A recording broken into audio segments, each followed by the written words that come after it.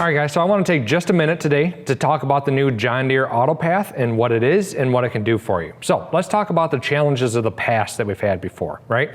So if we take our tractor here, right, and say we're driving down the field, okay, we've always done good at staying on that guidance line as far as the tractor is concerned, right? But what if we struggled with before when we get on side hills? When we get on side hills, we start to see that planter drift up or down on that side hill per se, right? And not follow the true guidance line that the tractor took. Always created issues in the past with trying to repeat that line and follow that line again. Well, with AutoPath, we're really kind of changing the way things get done.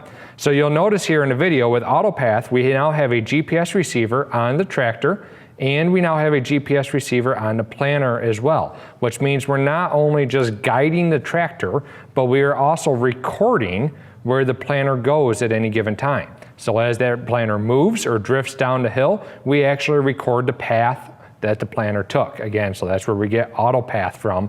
And also some automation that I want to talk about that we get into it, but really want to talk about what are we going to do now, or how does this change the way you guys do repeatability and to do second and third passes along guidance lines, okay?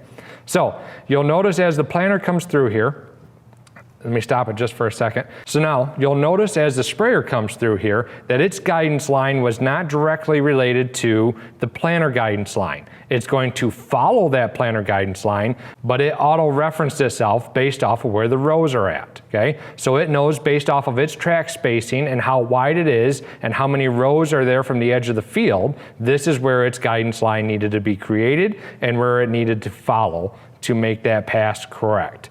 As it turns around, you'll see it doubles back on itself. And again, if there was any side drift in the planter as it was going through a hill, this unit would also follow that row down the hill so that it doesn't run over any corn.